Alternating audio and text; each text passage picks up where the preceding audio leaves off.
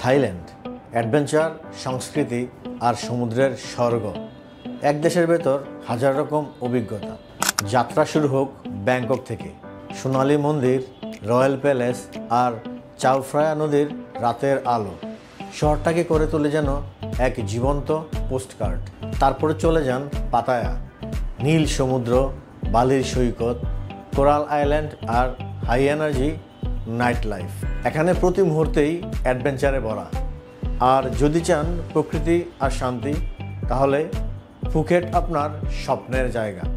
নীল পানির সমুদ্র, লংটেইল বোট আর ফিফি আইল্যান্ডের সিনেম্যাটিক ভিউ, মনে হবে যেন পৃথিবীর শেষ সৌন্দর্য এখানেই। আর সংস্কৃতির ছোঁয়া পেতে চলে যান চাংমাই। প্রাচীন মন্দির, পাহাড়ি গ্রাম আর নরম বাতাস মনকে নিয়ে যাবে এক অন্য জায়গায়।